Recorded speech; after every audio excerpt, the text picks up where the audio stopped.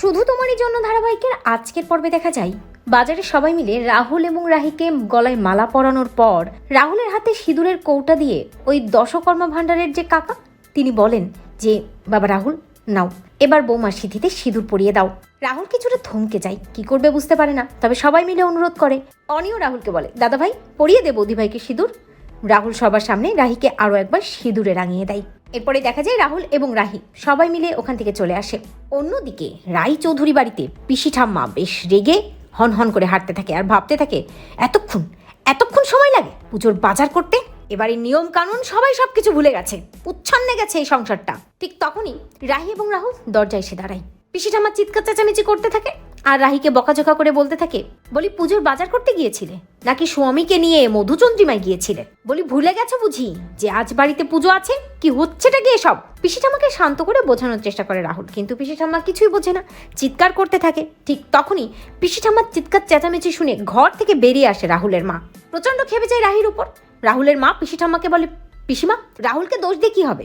দোষ তো এই মেয়েটির। ও কি জানে না যে পুজোর বাজার সঠিক সময়ে করে আনতে হয়? ও কি নিয়ম কানুন কোনো কিছু শেখেনি বাবার বাড়ি থেকে?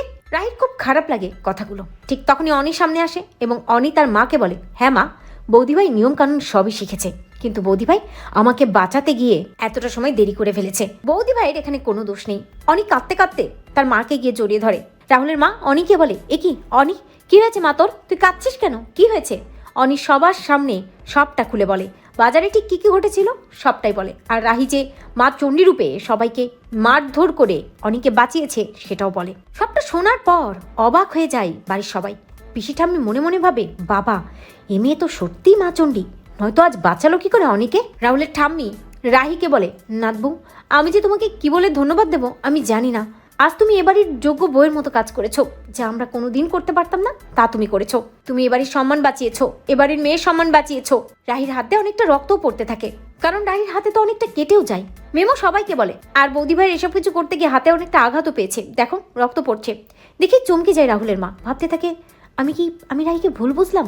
অন্যদিকে রাহি সবাইকে বলে, না না এসব কিছুই না, আমি ঠিক হয়ে যাব, আপনারা চিন্তা করবেন না। এই বলেই রাহি পিসি ঠাম্মাকে বলে, পিসি ঠাম্মা আমি স্নান করে নিচে আসছি, আমি সব ব্যবস্থা করে দেবো পুজোর, আপনি চিন্তা করবেন না। এই বলেই রাহি যখন ঘরের দিকে যেতে যায় তখনই রাহুলের মা রাহিকে বলে, দাঁড়াও। রাহি দাঁড়িয়ে পড়ে। রাহুলের মা রাহির কাছে গিয়ে বলে, কোথায় যাচ্ছ? হাতটা তো অনেকটা কেটে গেছে না? এসো আমি ওষুধ লাগিয়ে দিচ্ছি। তুমি আমার মেয়েকে বাঁচিয়েছো, আমি একজন মা, আমি আমার আর এক মেয়ের আঘাত বুঝবো না? শুনি চমকে যায় রাহুল সহ সবাই, চমকে যায় রাহি নিজেও। রাহি রাহুলের মাকে বলে, মা।